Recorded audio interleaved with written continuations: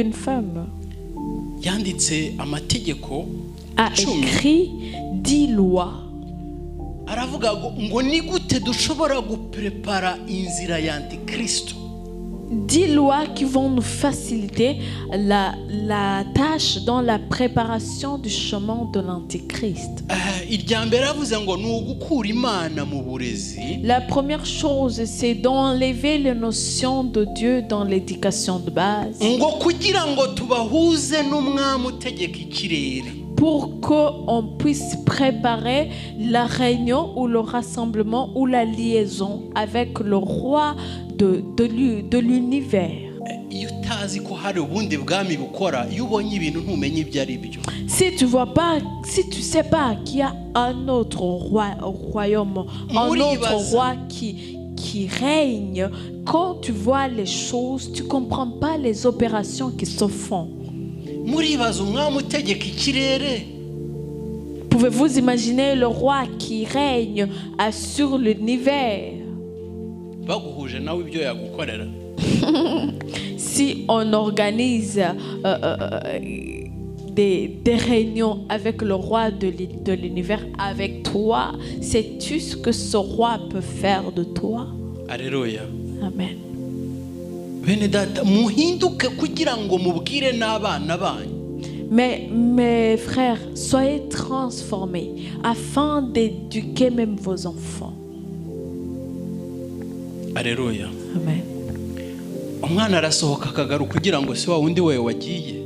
Quand ton enfant peut sortir et revenir tellement différent de l'enfant qui est parti, et pourtant c'est le même enfant.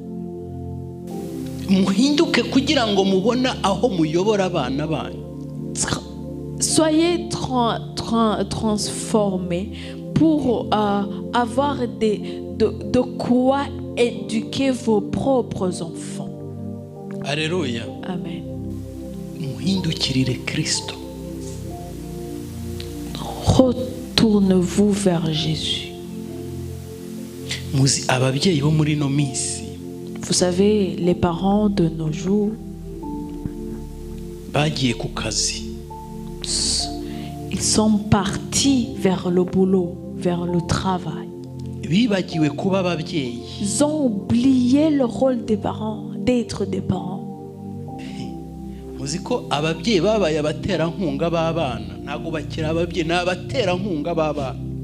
Vous savez, les parents d'aujourd'hui ont oublié, ont arrêté d'être parents. Ils sont maintenant des sponsors aux enfants. umwana wanjye ntakagira icyo abura. Que mon enfant ne manque de rien. umwana wanjye akeneye imyenda myiza. Que mon enfant a besoin umwana wanjye des habits. akeneye kwiga. Mon enfant a umwana besoin wanjye d'aller à ntazabeho l'école. ubuzima nabayemo. Que mon enfant n'ait pas à vivre ce que j'ai vécu. uri umuterankunga. Tu es simplement un sponsor. Alléluia. Amen. uri umuterankunga. Tu n'es qu'un sponsor. Alléluia. Amen. umubyeyi agomba kwereka inzira igororotse umwana agomba kunyuramo. Être parent, c'est montrer à son enfant le droit chemin à suivre. ababyeyi mwananiwe kuvuga. Les parents, est-ce que vous savez plus parler? abana babarusha ubwenge. Est-ce que les enfants sont plus intelligents que vous? ese mutinya abana. Est-ce que vous avez peur de vos enfants? muzi iyo umuntu adahindukiriye Kristo. Savez-vous, quand on change pas vers Jésus, muzi iyo umuntu ashatse ubwami bw'isi gusa. savez-vous ce qui arrive quand on ne cherche que le royaume de ce monde? hari amagambo yanditse muri Bibiliya cyangwa se ijambo ry'Imana. Il y a des mots transcrits ici dans la Bible. uzi iyo utaye Imana. Quand tu abandonnes Dieu, uzi iyo uretse Imana. quand tu abandonnes Dieu le Créateur, le Père, nta buzima buba buri mu muntu. il n'y a plus de vie. ijambo ry'Imana riravuga La parole de Dieu dit ngo umutwe w'umugore ni umugabo we. que la tête de la femme, c'est son mari. noneho umutwe w'umugabo ni Kristo. Et maintenant que la tête de l'homme, c'est Christ. Est-ce que c'est pas compréhensible? Est-ce que toi, tu peux devenir la tête de ta femme? C'est possible. ni ukuvuga ngo ni Kristo utuye muri wowe uri bugite umugore wawe aciye muri wowe. Ça veut dire que c'est Jésus qui demeure en toi, toi le mari, qui va guider ta femme à travers toi. Sinon toi-même, tu ne peux pas devenir tête de ta femme. Alléluia. Amen. Niyo mpamvu umubyeyi nawe udafite Kristo. C'est pour ça que toi, parent, quand tu n'as pas Jésus en toi, tu as peur de tes enfants. Tes enfants te font peur. Tu n'arrives pas à parler. Parce que tu n'es pas puissant. Parce que tu n'as pas de puissance en toi. Tu ne peux pas élever un enfant sans la puissance propre aux parents bien faits. C'est parce que c'est Dieu qui élève les enfants à travers toi. Alléluia. Amen. Change. Quand tu changes pas, c'est le diable qui change pour toi. Quand tu changes pas de toi-même pour Jésus, le diable te change en sa faveur. Et puis après, tu vis les programmes diaboliques. Quand tu changes pas.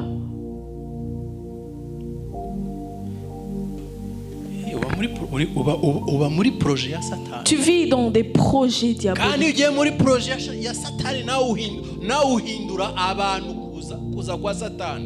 Et quand tu vis des projets diaboliques, tu changes les gens, tu les fais vivre pour la gloire du diable. Romains 12. Verset 1.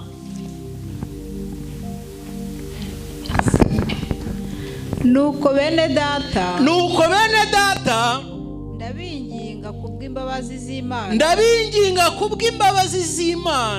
ngo mutange imibiri yanyu ibe bitambo bizima byera bishimwa n'Imana ariko kuyikorera kwanyu ukwiriye rekeraho ngaho. S'il vous plaît.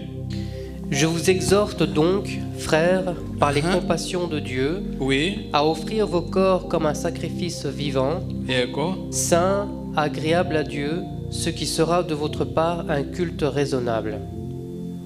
Amen. Amen.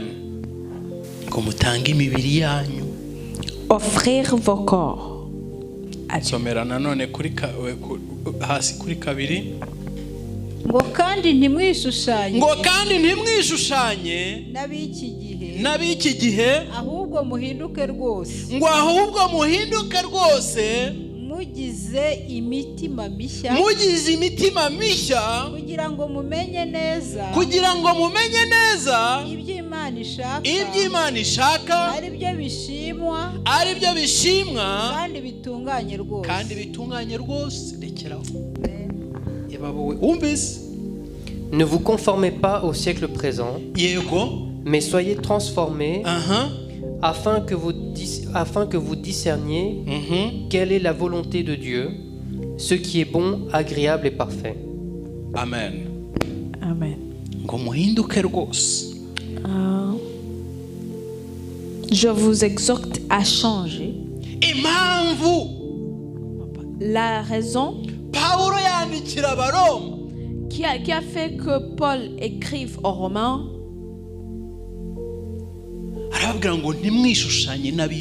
ne vous conformez pas à ce siècle présent, mais soyez transformés. Soyez transformés.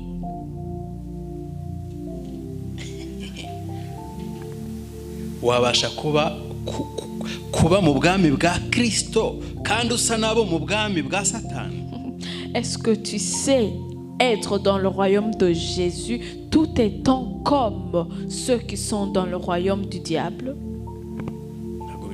C'est pas possible.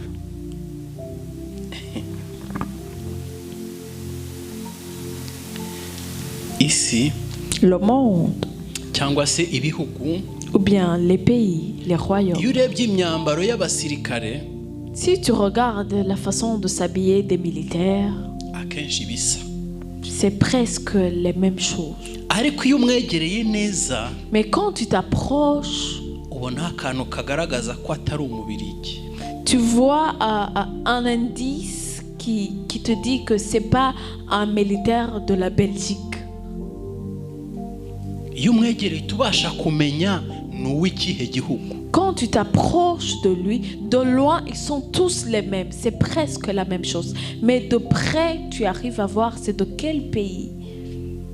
Alléluia. Amen. Iyo tumanutse hano hepfo hano mu mujyi Rogier, quand on descend vers la gare du Nord, Rogier, rue Neuve, quand tu descends vers là-bas, il y a beaucoup de monde là-bas. Il y a beaucoup de gens là-bas. Ça veut dire qu'il y a deux royaumes. Il y a deux royaumes là-bas. Il y a tellement de monde, mais il y a deux royaumes. Il y a beaucoup de gens. Les chrétiens sont nombreux. Mais il n'y a que deux royaumes dedans. Alléluia. Amen. Change, sois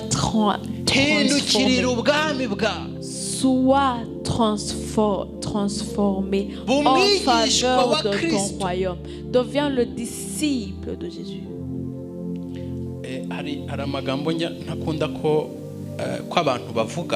Il y a des mots que j'aime pas quand les gens disent. Quand les gens disent tu adhères à la doctrine chrétienne. Tu adhères à la doctrine du christianisme. Ça,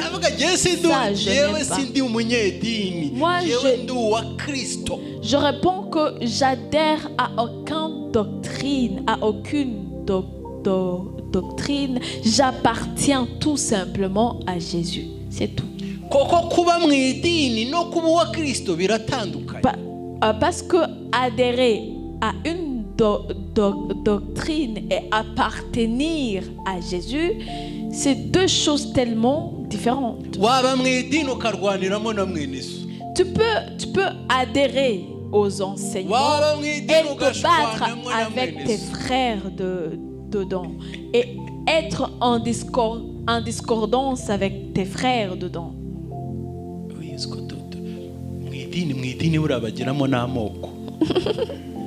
Tu sais que dedans, dans la doctrine, il y a même les discriminations d'ethnie, de race, de tout ça.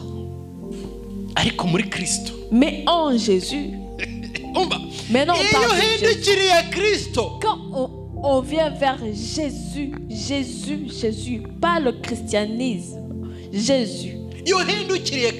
Quand on vient vers Jésus-Christ de Nazareth, en Jésus, il n'y a pas des hommes blancs. Il n'y a pas des hommes noirs. Il n'y a pas des hommes de petite taille. Il n'y a pas ceux de grande taille. Il n'y a pas d'enfants. Est-ce que vous arrivez à saisir cette grâce que l'on a d'être en Jésus?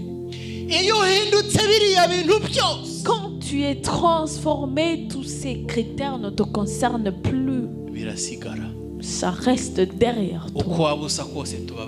Malgré comment tu es, nous devenons des frères. Alléluia. Amen. Malgré à quoi tu ressembles, on est des frères. Quand tu es transformé. Avant, j'avais souvent 1000 euros dans ma poche. Quand j'avais 1000 dans ma poche, je me sentais vraiment comme un poids lourd, comme une voiture en poids lourd. Je sentais que je pesais beaucoup, que je suis grand, je suis extra. Et je sentais que tout le monde me doit du respect. Mais quand tu es transformé, ça n'a plus de valeur. Et toute l'importance devient de Jésus. Quand tu viens maintenant vers Jésus, se vanter de ta beauté n'a plus de sens. Ça n'a plus de sens. Il n'y a que Jésus qui règne dans ton âme. Le jour que j'ai reçu Jésus, le jour que je me suis tourné vers, pas contre, mais vers lui,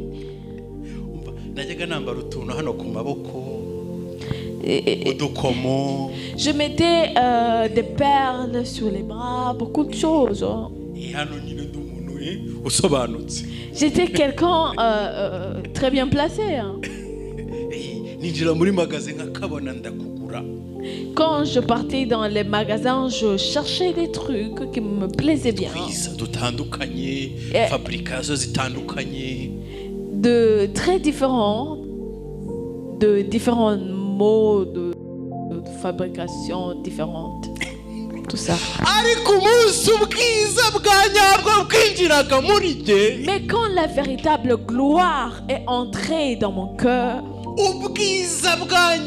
la véritable gloire, la véritable beauté, la réelle beauté, quoi.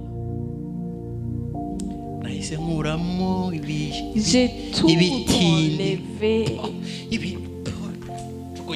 C'est devenu comme des saletés.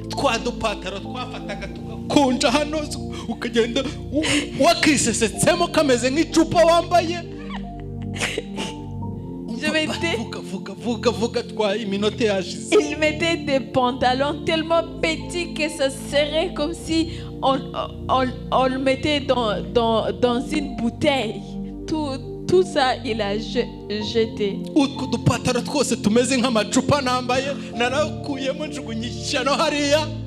Tous les pantalons qui étaient comme des petites bouteilles là, il a jeté.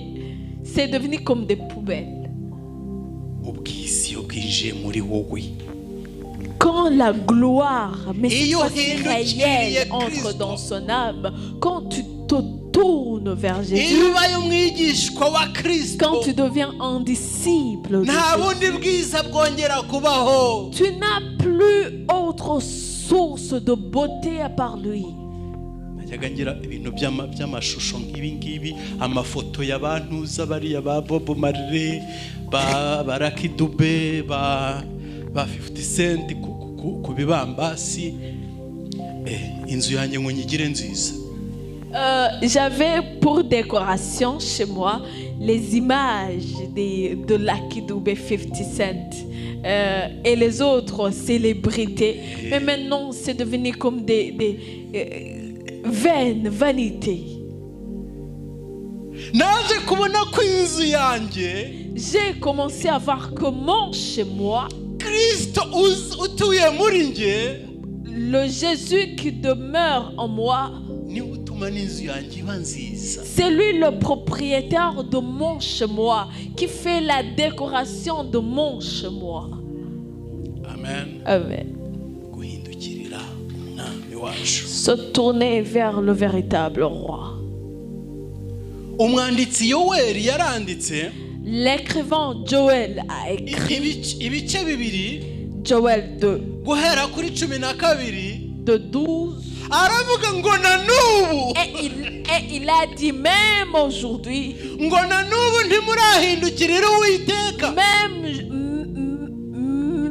même jusqu'aujourd'hui, pourquoi vous ne tournez pas vers l'Éternel? Pourquoi vous ne tournez pas encore vers l'Éternel? Uwiteka aravuga ati ariko nubu nimungarukire n'imitima yanyu yose mwiyirize ubusa murire muboroge imitima yanyu aba ariyo mutanyura rekeraho. Maintenant encore, dit l'Éternel, revenez à moi de tout votre cœur, avec des jeûnes, avec des pleurs et des lamentations. Déchirez vos cœurs et non vos vêtements, et revenez à l'Éternel votre Dieu, car il est compatissant et miséricordieux, lent à la colère et riche en bonté, et il se repent des maux qu'il envoie. Amen. imitima yanyu aba ariyo mutanyura mureke imyenda yanyu muhindukirire Uwiteka Imana yanyu kuko igira impuhwe yuzuwe n'imbabazi ntihutira kurakara ahubwo ihorana ibambe ryinshi kandi yitangira kuzana ikibi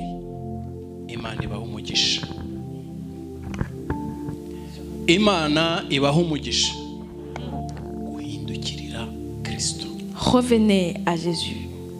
Guhindukirira Kristo. Revenez à Jésus. Kuba umwigishwa wa Kristo. Être disciple de Jésus. Imana ibaha umugisha. Que Dieu vous bénisse.